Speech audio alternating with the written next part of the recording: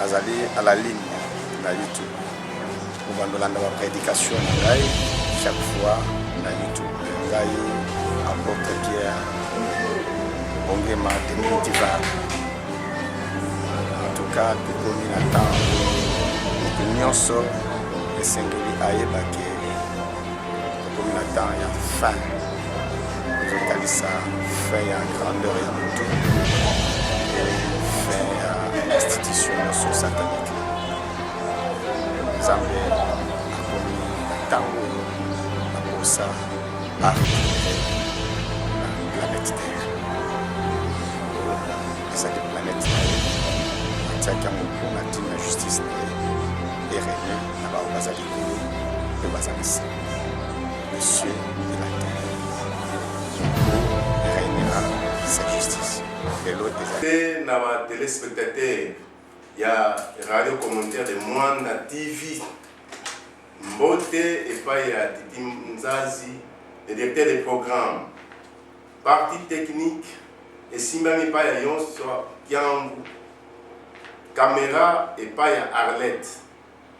Mbote na bande de Nyon sur la biso na Baki, Pikapende, Vulumba, Itondembeleka, Boamano Fusiala, Makelekese, Kamakala,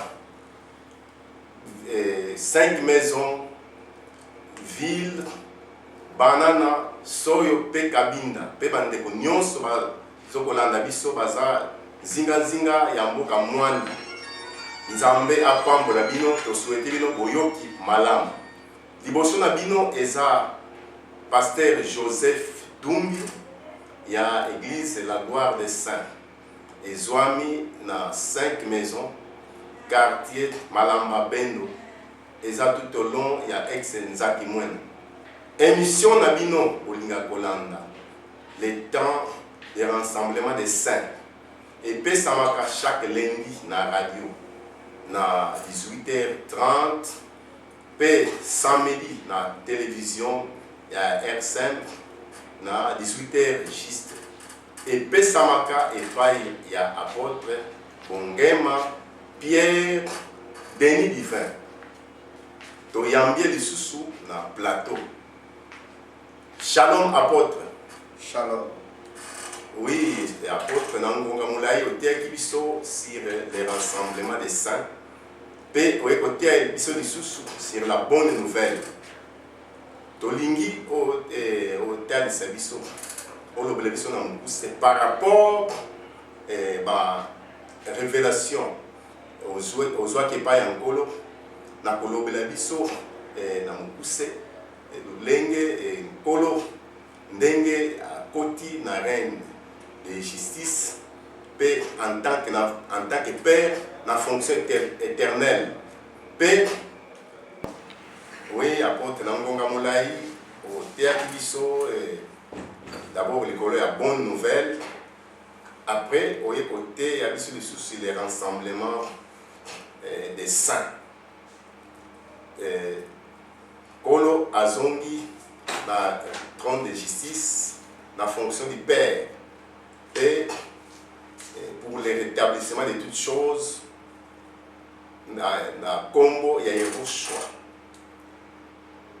na nyonso te biso selo ba révélation aux oies et pas en kolo donc ça na posa to soit toli parce que lolenge toyoki message bonne nouvelle ya sika makambo na toyoka te tozo que se poser ba question donc batu basala nini humanité basala nini mokili basala nini basala nzambe basala nini selon temps actuel na makambo tozo vivre lelo topesi. Merci et paye la colo à Tini sur la carte mission. Mission Oyo à Tini sur les amunen. Yangonde Zambe Abomba Kipona Tango Yasuka. Mais avant Toko Tanamozindo, Tozali Kokende Kobondela. Seigneur Yehoshua Hamashia, Topesio merci. Au Pessi Bisso di Baku, Yaku Zonga sur la plateau, la télévision. pona tina na koyeba ko transmettre pensée na yo tika obana na biso po komisa biso tina suka. Merci to bonde to bi amen. Amen. Eloko esengeli moto nyonso ayeba lelo esengeli ata moto aza kosambela te ayebe te kolo aye ko récupérer planète Terre.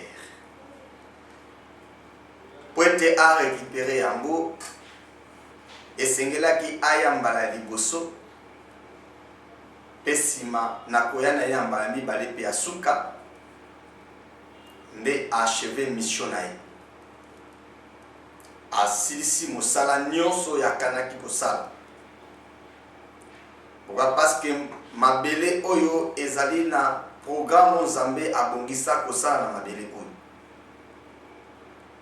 lokola moto azalaki na kati ya prison plan ya Eden nyonso ezalaki bloqué pe na nzela ya moto tango oyo ezalaki te na misu na ye efungwamaki. Le temps du désordre, le temps de la grâce, le temps du libre arbitre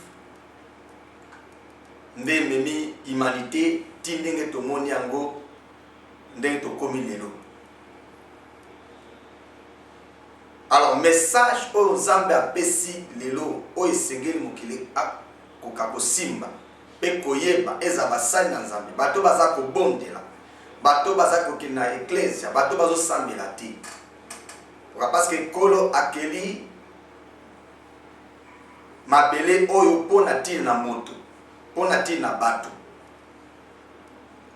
mpe bato bapeuple mabele oyo Nzambe atandi yango ezali œuvre na ye asala yango na ntina ezalaki kozela kolo azonga na kiti na ye ya kembo mais lokola azalaki nanu na kiti ya ngolu ezalaki ntango azalaki koprepare ndenge nini akozonga na kiti ya kembo. Et chaque fois toza korepete epai ya moto nyonso ayeba ete kolo akotaki nanu na kiti ya kembo te to azongaki nanu na siona te azongaki nanu na reine na justice te na trône na justice te kolo azalaki pendant 3000 ans afandaki kaka na kiti ya ngolu e kiti ya ngolu ezali nzete oyo ezali koreprésenter humanité à la droite de la puissance du trône de justice. Kuna nde esika wapi azalaki koluka bakitani na ye kuna nde esika wapi afandi pendant 3000 ans. Et lelo tango toza koloba esengeli to publier lisusu une année de grâce poete kolo a publié yango na Esaïe 61 na deuxième verset partie nango a pe asukaki wana pona kotalisa ete aye afungolaki mbula moko ya ngolu mabem une année de grâce ezalaki po ete akoka koprepare peuple oyo akokita na ye na kiti ya ngolu. Pourquoi une année de grâce okola publiaki eza temps ya grâce te mais ezali un temps qui n'existait pas mais c'est un lieu esika wapi moto esengelaki akende po ete ayeba kokanisaka kufa ya kolo ti ndenge kola kozonga ezali esika wapi moto azali kofanda na présence ya kolo babengi yango lisu désert de Dieu to huma ya Nzambe to esika wapi kolo asololaka na bato na motema na ye na bango. Eza esika wapi kolo amemaka mutu na bososoli na ye ndenge alobi na oze na kobenda ye na esobe na uma po ete nasolola motema na ye. C'est ça une année de grâce ezali ta oyo ezalaka existaka te mais nzamba fungolaki yango lokola fandaki na kiti na ye ya ngolu nde esika esengelaki amema bao nyonso oyo ye akendaki atindaki basali na ye bakenda koteya bango po ke bakoka kokende moto nyonso afanda na désert de Dieu, afanda pembeni na mai oyo babengi ya libulu ya Yakobo. Parce que esika wapi moto azali kokende kofanda na kati ya ngolu Nzambe ayaki te po ete moto afanda na kati ya tango ya ngolu, mais akende na désert ya Nzambe po ete afanda na kati ya ngolu. Ndenge ndeko na biso Pierre alobi ete tokola na kati ya ngolu, e ngolu wana ezaki vérité liloba oyo Nzambe amemaki. Kuna nde sengelaki kokola ya moto esalama. E kolo afandi esclave ya propre temps na ye na continuité ya 6e jour na kiti ya ngolu à la droite de la puissance du trône de justice au ciel. Ezaki poete aluka ba oyo kati na bango ebongisila lobiko ebongisamaki, ceux en qui le plan du salut a été consigné. Bango nde Nzambe azalaki koluka bango poete na tango ya kozwa moto pe akozwa bango nde akotika kiti ya ngolu azongi na kiti ya kembo wana alongi. Et yango yoki tango Apocalypse 5e chapitre lobi il a vaincu. Tango moko 24 veya alusa koebisa Jean abi tala mwana mpate lokola bomama alongi. Tango baza kolobeta alongi ezate parce que alobaki na 6e jour na Golgotha que tout est accompli. Eza bongote. Mais ezali parce que a trouvé bokitani, a trouvé déjà moto oyo alongi. Desiko lokola moto alongi, il a vaincu poete yatika kiti ya ngolu azonga na kiti ya kembo. Poete kiti ya kembo eza kiti ya ngolu te. Kiti ya kembo ezali ya Nzambe yemoko, kiti ya justice. Oto koyekola koyeba yango eza nini véritablement. Mais kiti ya ngolu eza pona yepe pona bakita na ye. Alors esengeli pendant tout le temps Nzambe atindaki basali na ye kouta na 6e jour, c'était pour préparer bao nyonso Nzambe atindaki apesaki bango lokola bampate ete bapusa na tango okola kozonga. Esengelaki moko na moko alia pembeni ya libulu na mai ya Yakobo. Ezali puis ya purification. Parce que yaki nanu étape wana pe bakoka kolia bilei oyo ekoki mpona kozela koya ya kolo. Ndenge kona biso to Paul asa kolobete na bandisi bino na libala ali na épouse bino te, na marié bino te, na bandisi bino na libala na mobali pote na présenter bino liboso na ye lokola moseka oyo yazali peto. Donc c'est-à-dire que l'église c'est qu'elle a préparé bato ba conserver leur état de pureté, parce que ba bengami ko benga malobi épouse. Mais étape ya koya ya kolo liboso en tant que vérité et ça qui ba doit faire na kati ya vérité. Parce que tant que la koya et kozana mena tant ya Apocalypse 4 pardon, kobanda 4 tina 22. Parce que dans la 4e chapitre Apocalypse tina 22, ezali kota sa règne à justice au nzambazongi na kiti ya kembo. C'est ça la pensée du Seigneur. Alors, tant que ça koloba bonne nouvelle, et sengeli moto nyonso akoka koyeba ete kolo akiye na tangu oyo azongi lisusu na kati ya mokili pour achever œuvre na ye. Afungoli tangu oyo ekangamaki, afungoli Eden, afungoli lola, lekuke ya lola. Parce que azui bo kitani, azui ba oyo ba kitani na kitangulu. C'est-à-dire que na kitangulu ezali susu na mvula ezosopana te. Pote kolo yemo kwa alongwe azongi na kiti ya kembo. Ça c'est la révélation sengeli moto aya koyebisa humanité. Pote tango kolo alobaki ete ye esengeli bokitani na ye baye bakonyata mutu ya nyoka nde tango na koki. Ndenge tomapola za koloba lisusu ete sengeli nzambe ya kimia a écrasé sous vos pieds Satan. C'est-à-dire que esengelaki église et betisa la tango oyo Satan posa sous nos pieds.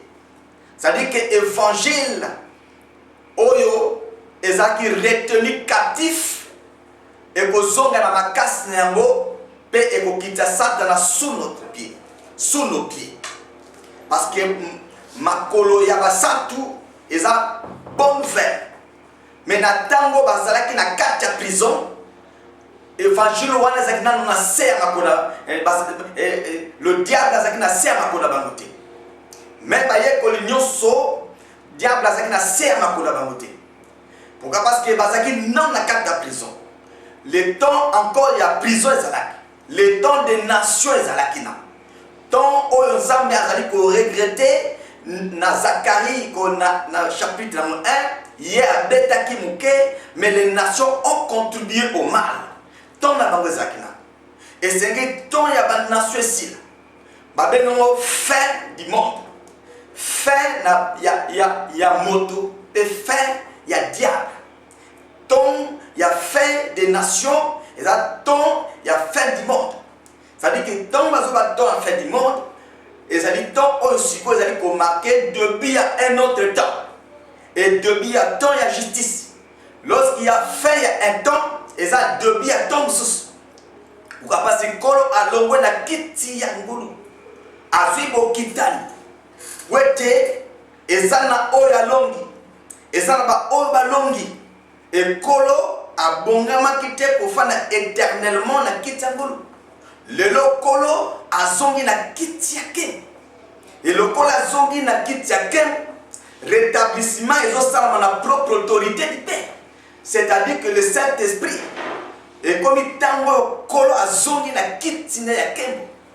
Bongo na ndenge azongi na kiti ya kembo akokumisama plus jamais na kombo bato ba pesaki ye. Na kombo bato ba traduisaki. Na kombo bato basangisaki mayele pote ba pesa forme na kombo akozonga na identité ne comment yaki nango na mokili. Voilà, c'est pourquoi Daniel a ça cause révélation. Azali cause révélation. Il y a peuple naye, il y a ville naye et ville naye to peuple naye. Ezali te ba yuda la nzoto. Ezali ba o bazalaki na même attitude que Daniel. Parce que moyude a solo azali oya kata mingenga na motema. Louange to lo yembone utake pa nzambe. C'est-à-dire qu'azaki kolobela humanité. Mais azali kolobela spécialement ba o bali ko tambola na foi apostolique. Pe bazana elike ya kembo. Azali kolobela ba o nyonso bazali dispersé dans le monde. Mais bazali ko bika ko mibate. Quel que soit ba fanek na kata prison. Azali kolobela bango. Et ezalaki bongo. C'est pourquoi au moni esengelaki 7000 ans. O esengelaki mutu aleka na la prison. Et puis dans 7000 ans, Zamba a préparé comment faire sortir son peuple en qui le plan éternel a été consigné. C'est-à-dire que bazaki na 4 prison. Bazaki na puissance mouké. doyoki na Philadelphie baza kola za kolobete ata ozana nguya moke kasi obateli loba na ngai obateli kombo na ngai na kofungole kuke oyo ekotika kokamate. Là, il était en train de parler de l'Éden, de l'ouverture du 4e chapitre de l'Apocalypse. Il y a l'Ola Kofungwama, il y a trône et Nzambe Kofungwama. Alors, ezalaki kozela balongi. Alors, eloko ko mema kolonga, ezalaki unique mais ezalaki batu esengaki bafanda tout proche du puits de purification. C'est-à-dire que baliaka message ozali kolakisa bango comment esengeli basukolaka. Alors au moins que puits de purification, maïwanisa kosalete batu bazalaka toujours vivant. Poisson vivant dans l'eau, dans la mer. C'est-à-dire bazali kola be pitre, ozali kolakisa vie oyo Nzambe akabolaki na batoma pe bakomaki yango. Parce que bazali kozela koya kolo. Lelo tanto za koloba, ezali tango kolo azali na mokili. Aniatima et pas aniatima be. À prendre contrôle avec le petit livre. Pourquoi? Parce que Alongi, pourquoi? Il a trouvé déjà Oyoba Kitana. Oyoba Koki ko remplacer pe ko sa mission na temps de la justice. Moite atali lobane boakamaki, ata solo et boakamaki, lelo solo est devenu justice. C'est pourquoi lelo vérité yango comme justice ensemble, justice éternelle pour la mettre fin na lisum peut faire cette transgression qu'on amener justice éternelle qu'on expier l'iniquité. C'est à travers justice éternelle que rétablissement au retour y a monté la présence en ça et qu'on s'en totalement complètement. Pourquoi? Parce que nous sommes ailleurs pour être moutou à comment le lien on va bien le saint des saints. C'est-à-dire mouta devenu esprit. Mouta cause à souter l'homme à cause à souter âme vivante. Mais nous devons comme esprit, à zone à l'identité. Nous devons comme esprit. C'est-à-dire que nous devons comme une stature parfaite. C'est-à-dire tant que comme on a besoin de justice ensemble et se manifester la carte planétaire. Pour que azongi na kiti na ye ya Kengo, na kiti oyo ya David, azongi pour que accomplisse sa volonté. Voilà pourquoi tous en temps oyo ya justice ensemble. Osoki totangi yango okoyoka kolo alobi et na ba Thessaloniciens alobi te il est de la justice de Dieu de rendre l'affliction à ceux qui vous affligent. Mais ezalaki namuna tango senga ki bayoka passe. Tango koyoka passe ezalaki. Tango ko rendre justice ezalaki. Ezalaki ko za mkola zo na kiti yake. Azala suna fonction ya fils. Mais fonction ya fils ezala conférer na postérité na. Et la conférer, c'est-à-dire apesa yango bakitana bafanda wana parce que kotika la vérité et sengeli bakitana c'est pourquoi kola abenga maki précurseur azala ki ko préparer koya ba oba kokitana pour que azonga na kitako ya Kengo tala comment kolo akokaki kokokate kofanda seko na kitu na ngolo pour que abongisa yango pona bakitana yango yoki na tango toza koloba kolo azongi na fonction éternelle en tant que père éternel fonction éternelle fonction ozali kotali sa comment Nzambe aiko recréer humanité à travers justice na aiko zongela sokokela humanité à travers justice na à reprendre histoire na aiko reprendre histoire na ayeko bandela nyonso lolenge ya salaki. Pourquoi? Parce que na tango tanga la humanité est comme terre informe et vide. C'est-à-dire que tozali komona de Daniel dans sa cause de révélation des places et des fossés ezali et kozala rétablir na tango ya kosilika ya Nzambe na tango ya justice éternelle na tango Nzambe akoti na kembo na ye na justice na ye, na trône na justice na ye. C'est-à-dire que dans nous avons les places et les fossés, azali kotala ndenge nini mutu azali creuser, azali dépouiller na ba matière précieuse, na makambu nyonso lokumu, na bonzambe nyonso mutazakati nango. nyonso etimolami mpe elongwe aza ravage aza dévasté aza ruiné moto aza ruiné totalement ndenge kolobi te yo ozali kokende kopanza continue kopanza yo ozali kokende korendre désert oyo bato bazalaki jardin de l'éternel continue mais ntango kosilisa kosala mosala na yo mpe okozala ravage etango nzambe aza kotala humanité na temps oyo azomona ete y a que des places et des fossés. Il n'y a que des places et des fossés. Alors, tant il y a rétablissement de la propre autorité du Père et Koki, pour être à Zongi, na Ngwende, na la justice. En tant que commandant suprême pour réaliser le plan de la carte Mokim. C'est-à-dire, na tant que commis na Yango. Et ça dit, ça va kotala humanité, azomona kakete, mutu azali na makasite ya yemoko kosala malamu. Mutu akangami na prison. L'homme est devenu sans face. L'homme est devenu dépouillé. Doyokita Nzambaza Koloba, la Romain était tous ont péché et sont privés de la gloire. Zambali Koloba Kakete, tous sont morts. Tous sont séparés de Dieu. Donc, Batou, baza séparé dans ça. Et puis, baza privé la ken, baza privé na programme nyons de taille Eden, baza privé na programme nyons pour devenir image en Zambie, baza privé na programme nyons pour devenir temple en Zambie. Yamondo morning golu et sengelaki aya. Yamondo sengelaki vérité aya pour la première fois dans le Kili. Yamondo sengelaki vérité aya a préparé l'issue pour que tombe la justice ensemble pour ya. Le Seigneur, le juge juste, a mis du droit, zélé pour la justice, à côté de ma pour que l'humanité est revenue et pas inaïe. Et na tango to za koloba. To comme na tango za bazo même la récréation. Harmonie déjà tous ont péché et tous sont séparés de moi. Et na tango to za koloba, l'humanité est comme loin ya Nzambe. Ba comme loin na Nzambe.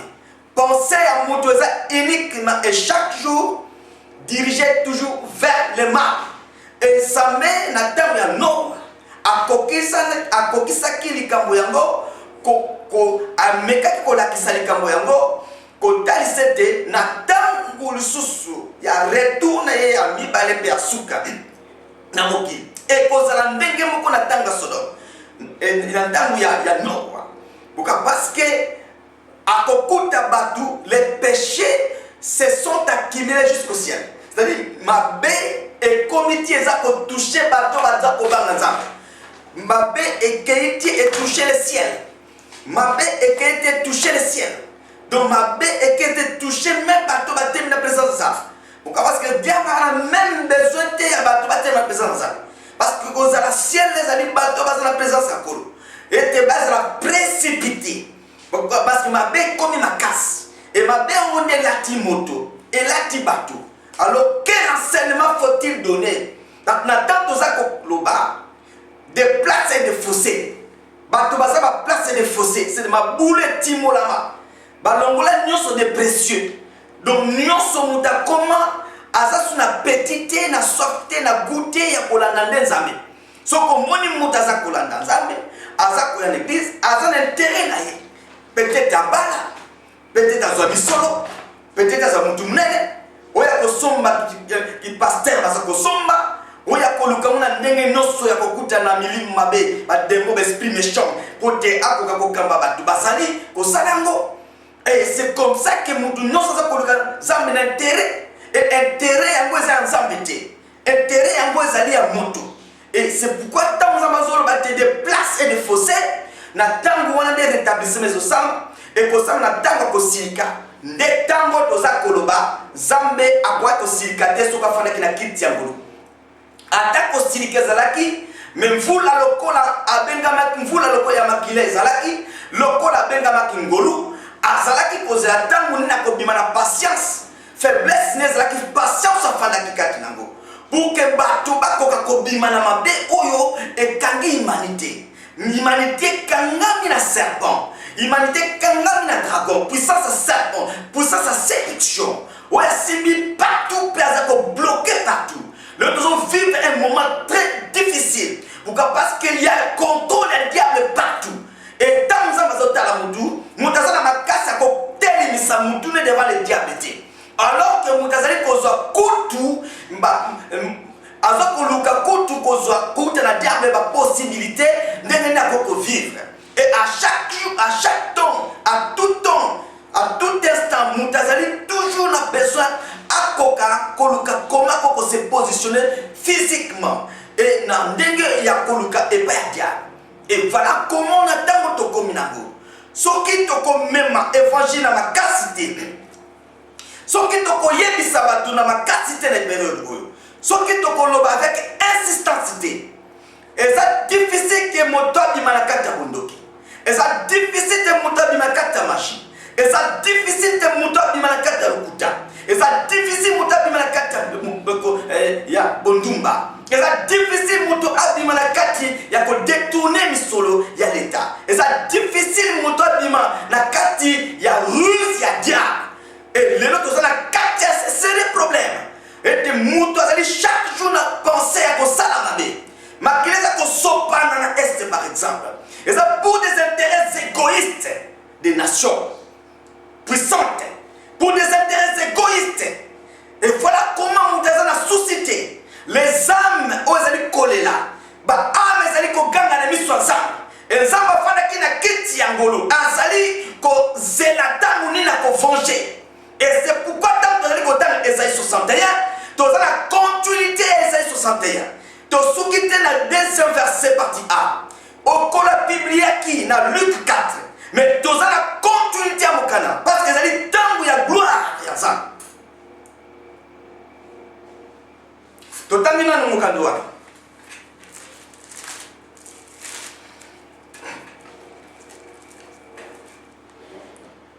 L'Esprit du Seigneur, l'Éternel est sur moi. Car l'Éternel m'a oint pour porter des bonnes nouvelles aux malheureux. Il m'a envoyé pour guérir ceux qui ont le cœur brisé, pour proclamer aux captifs la liberté et aux prisonniers la délivrance, pour publier une année de grâce de l'Éternel. Et le Seigneur l'a fait na Katia synagogue. À Salakiango a publié une année de grâce. Un temps qui n'existait pas, mais c'était un désert ouvert de Dieu. Oui, c'est que les bateaux qui ne connaissent pas la ndenge bakoki ko yeba nzambe. Kuna ndesika ngolu ya nzambe azalaki. Kuna sika wa bazali tout proche ya puis ya purification. Bazako sukola poete bazako sepe pe komi batela ete base la tango kola zali ko ya poete mosala na ye oya yakin abandaki na bango akomisa boti na suka. Yamboyo ki hébreu alobi bien. Akoya pour la seconde fois sans péché. Pour la bazali ko zelaye. Alors dans nous avons continué à lire pour publier une année de grâce de l'Éternel. Et aujourd'hui, nous continuons pour un jour de vengeance de notre Dieu. Pour consoler tous les affligés, pour accorder aux affligés de Sion, pour leur donner un diadème au lieu de la cendre. Une huile de joie au lieu du deuil. Un vêtement de louange au lieu d'un esprit abattu. Afin qu'on les appelle des térébintes et de justice. Une plantation de l'Éternel pour servir à sa gloire. Voilà, donc comme il attend, le Seigneur retourne sur le trône de la justice, trône de la gloire. Et c'est que la térébinte de justice va servir à sa gloire. La térébinte, c'est une plantation de l'Éternel. Ce sont des serviteurs du Seigneur. Parce que dans la mission, il y a pour rebâtir, on continue. Ils rebâtiront sur d'anciennes ruines, ils relèveront d'antiques décombres, et ils renouvelleront des villes ravagées, dévastées depuis longtemps. Donc, tout ça, le temps où il y a qu'on refaire, tout ça, le temps où il y a qu'on zongi la kotonga, et si kawat de bukanaki. Mais bateau baza ko salango baza ba terrebelle de justice. Et ça bateau des gens ko les koluka azubangu. Et c'est ça le temps bangonde baza comme ma vengeance ensemble. Bangonde baza pour démontrer maintenant comment Zambé alongo na kiti ngolu à côté na kiti yakem. Pour bango baza pour servir ton na trône de justice. C'est ça la génération des 4 êtres vivants. O baza na kati ya trône, pe baza autour senti proche ya kolo. O baza koyeba trône ya Nzambe. Pointe ezali œuvre majestueuse. Ezali œuvre majestueuse. Ezali image ensemble. Et trône ensemble ezaka image naï. Avant d'aller image naï. Alors ezali temps oyo bazali tout proche ya trône wana. Et bazali ba yebi sekele kata ya ndaku wana. Ya trône wana. Ya œuvre wana, ya image wana. Pointe bazaka na kati pe bazalaka tout autour. Bangonde bazali na sekele nyonso o etali trône. Alors, les terrebêtes de justice. Ce sont des instruments de justice. Essayez de bien biso. On va servir Zambé à sa gloire. Parce qu'il y a des temps où ils allaient, on s'en ko bongisa bilombe. O bilombe yango ba uti wapi. Bazala qui paie de puissance. Mais ba garda qui kombo ya kolo. Ba wangana ki kolote. Mais kola za kozela tango akofungula ekuko ekangama akoko kisaba poete bakoka kobima banganga bangela to baza betole zali kongela na makasi ya moi parce que li temps ya soleil levant il temps ya soleil de justice poete Nzambe se glorifier alors maintenant toza koloba ezali temps Nzambe aye ko achever œuvre na ye œuvre oya bandaki yango na première venue na ye. Mais à ta vérité, Wakamaki, le notam n'a pas coquille. Ou que sengeni moto no sakoka kweba. Lilo bayan sambe le loye ya bose. Kolo aye kolo kandemut. Aye ko sembo la humanité. Parce que zali tango ko la zongi, o toma pour la révélation. Akoye ba ko pesa. Akokata bo sembo na e pa ina bino ba bozali ko nyokwama. Et l'ongo na biso na tango oye akoya. Et le temps il y a pour rendre justice à Nzambe koki. O Nzambe aye. Alors ezali ko senga tematea o koki ko kende ko kota na kata ni tema bato ezali maloba o ezali ko kende ko bikisa bato ko binisa bango bisika wa bazali. Pourquoi parce que na tant ozali koloba il n'y a que des places et des fossés. Batu batimola ni makasi. Mais batu bakangami esika wapi bazala makasi te. Ils sont sans force. Bazali koube. Pe mikongo na bango ezali lokola nzela oyo diana za koleka. Et oppresseur azali kotika bango te. Akangi bango na kati ya prison. Mais lelo ezali tango ya libération des prisonniers. Ezali tango ya libération véritable. Et que moto abima na kati ya prison. Akoma redresser. Azonga na présence ensemble. Et ça cause la colo azonga na trône na ya justice. C'est ça la pensée du Seigneur. Alors, rétablissement par la propre autorité du Père. Et ça dit que talisama et dengeni moto azali ko kende ko zonga et pa ya kolo na zela maloba o ezali ko kende ko simba motema na ye. Ko kende ko ramener et pa ya sa. Ko bimisa ye na vie nyonso ya zakina. Ko longola ye na elamba nyonso hypocrisie. Akoki ko bika su bilongi mibalete. Et segeli moto abima atika kufa. C'est pourquoi le message de justice ezali message ali ko boma pe ko sekisa. Soki ebomi yo simande okozwa moya ko sekwa. Il faut d'abord que okufa. Ya botango to komi ezali tango nzamba lobaki akoyi nombre ya ko boma e ko salami. Voilà, tolio to ko pesa bandeko. Na reine o to kotina yango. Ça c'est la révélation. Et des hommes dans zone na kiti yake. Pour te ramener toute pensée et païenne. Pour te ramener l'humanité dans la véritable soumission, à conquérir toute la terre, à récupérer toute la terre, à récupérer Batounos, à dépouiller les camps du diable. Donc, Daniel dit les dévastations dureront jusqu'au terme de la guerre. Ça veut dire qu'il faut que les diables soient dépouillés. Bako dépouiller biloko nyonso ya botolaki. Bako longola biloko nyonso, bako botole biloko nyonso ya aibaki. À certains voleurs qui ne laissera plus. À cause de plus jamais destructeur. À koboma sous-souté. Parce que ma casse wana tango de sili. Pourquoi? Parce que le Seigneur est retourné pour achever œuvre. Et que temple naïe, église naïe, et kouke weno eko kakotele melangote.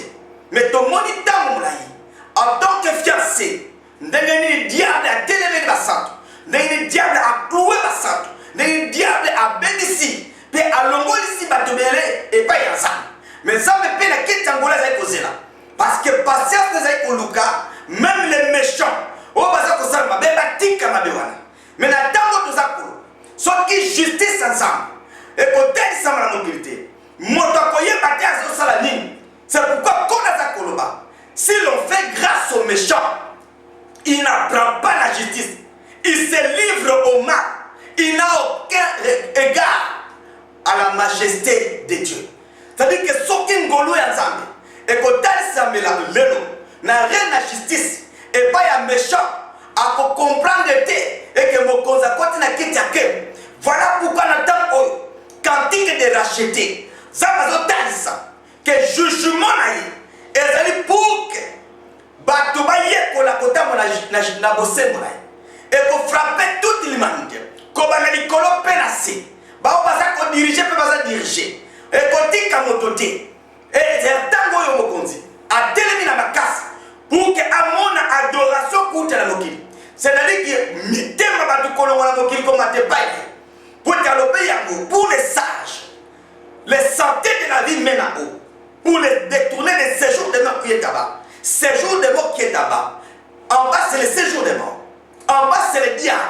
C'est la nourriture du serpent, qui est la poussière. Alors, tu côté canabile, il y a serpent qui est la poussière. Tu côté la poussière, tu côté la bondokité, la machité, tu côté la nature, il y a diabète, la race de vipère, na primacouriate, to kotika na inflammation te, to kotika na immunité, to kotika na longité, to kotika na sula viwana te. Kol adenga biso pour que to refléter image nae. Pour que to refléter image nae. Et voilà pourquoi la dame to zanango. Ça va aller frapper avec sa dure, grande et forte épée le léviathan serpentien. Et message de ça qu'on a ma casse et qu'on dit qu'à l'humanité et qu'on dit qu'à batouté. Et alors maintenant message de ça qu'on a et ça dit message il y a qu'on récupérer bateau non sur basa koyiba bateau non sur basa koloka bateau non sur basa na mitema kanza parce que mon thème moutali détruit la haine na ba conflit ya ba race ya ba ethnie ya ba guerre tribale ya ba guerre des intérêts ya ba guerre d'arrogance. Il y a pas capitalisme, il y a pas socialisme scientifique. Où est-ce que ça que tu vas vivre d'intérêt? Le long ça va être aussi ça m'a cassé à mon tour, grandeur et à mon tour. Pays d'institutions sataniques, sur pas des intérêts égoïstes de puissance. Et ça dit tant que ça va lingi, et te moquer yeba, à côté de sous planète Terre, aïe qu'on récupérer sa planète. Pour notre propre intérêt, la terre soit remplie de sa gloire. Regarde ça qui Moïse. Et c'est pourquoi fonction éternelle, Père éternel, et ça dit le Père des esprits, a été chaque nuit.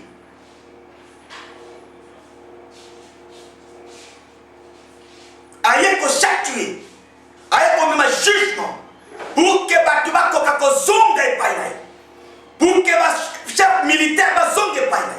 Pour que le roi va zonge païnaï, pour que le président va zonge païnaï, pour que le grand petit va zonge païnaï, pour que le commerçant va zonge païnaï, pour que le PDG va zonge païnaï, pour que le pasteur va zonge païnaï, pour que le union se mène la se va zonge païnaï. Voilà. Si vous avez simba mina motote, si vous avez un sala œuvre, et si vous avez un symbole la vie, vous avez un enseignement nous opère ça. Et vous allez vous faire 5 offrandes. Et ça, dans le sous yangote.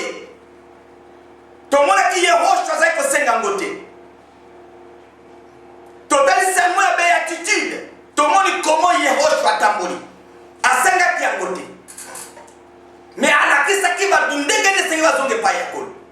Parce que véritable offrande ezali vie ya moto. Oyo esengeli etumbama na hotel. Hotel etumbelo ya Nzambe, ezali mosali ya Nzambe. Mbeke ezotumbama susu te.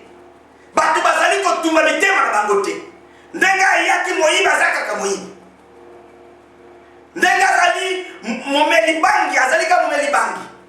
Mais azali koyemba mpe na mongongo ya kitoko. Les grâces ekoki jamais ko permettre batu bamona Nzambe. Mais la vie de Dieu, yango nde Nzambe alingi. Tango aye pa ya figuier, akoti makasa mbuma te alakeli yango mabe. Ba grâce ezali Nzambe nde apesaka. Petango apesaka ngo apesaka ngo mpona intérêt na ye. Ezali po ete moto azunga abenda ebele ya bato epai na ye. Etango moto abendani epai ya Nzambe, eza po ete Nzambe akoka kotonga vi ya moto wana.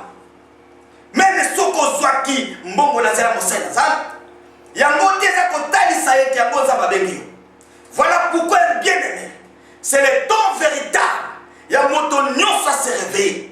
Ezali ntango ya kotala vi na yo, ya koyeba nini oza kosala, ozotambola ndenge nini, ozoloba ndenge nini, vi eza comment na biso ya Nzambe, ozopense comment, relation na Nzambe eza ndenge nini, communion na yo na Nzambe eza ndenge nini, ozobika ndenge nini, ndenge ozalaki na ndenge ozalaki. Voilà pourquoi ndeko ezali temps très difficile. Le Seigneur est retourné sur le trône de la justice. À côté quand il m'a dit tété et tu as tango ya ba bouleversement dans le monde. Oyo ekouta na mutute eza kuuta pe na mutute. Lisapi ya kole ezali ko balola planète Terre. Lisapi ya kole ezali ko balola planète Terre. Ba bouleversement eza ko sala Nzambe ndazo komema yango. Pourquoi? Parce que tango nekoki. Voilà pourquoi bien aimé tout ce sur la table. Tout ça la lecture ya malam ya tam. Tous hommes qui s'amité mais pas ça. Pour les temps très fâché. Yangola et sengela qui to partage na bino. Et to komi na suka. To yebisi bino était le règne de justice. Et ça le règne ya Yehoshua. Yehoshua a sa propre succession. Pour na retourner mutu na présence ensemble. Pour être kolo azongi na fonction éternelle. Tango akosangisa basali na dispersé pour être baya komona kembo na. Voilà la volonté du Seigneur. Et sengeli moko na moko ayeba kokota na kati ya likambo oyo pe Nzambe akozala glorifier na kati ya bina ye. Pe basali na Nzambe esengeli basosolete maloba kola lobaki oyo atindaki batu ete bakende kobenga basali na ye baya ko répondre na salle de noces et tango nango sekoki c'est-à-dire que ba répondaki te, c'est-à-dire que ezali kotalisa déjà page wana Cécilie to comme na tango ya salle de noces ozali Nzambe aza komona batu na balabala oyo azali kokende ko récupérer tango. Et voilà pourquoi ndeko molingami to komi na suka Nzamba pambola moko na moko zwa makasi ya kotambola sasa ipe longo na Nzambe. Oyebete Covid-19 véritable c'est le péché ou la rongé. Alors ceux qui ont mis battu malamu na Covid-19 wana véritable qui est le péché opposé à la ami véritable ya Seigneur. Pensama que c'est glorifié pourquoi parce que vous battre la matoi na yo, vous allez battre la monoko na yo, vous allez battre la mission na yo, vous allez battre la pensée na yo pour que on marche selon la pensée du Créateur. Et au komona au loin na eloko nyoso mabe kwekwe kokoma. Voilà bien aimé ticket de Nzambe apambola moko na moko numéro na biso ya pareil ezali 0421 86 27 385 0421 86 27 385 ticket de Nzambe apambola moko na moko.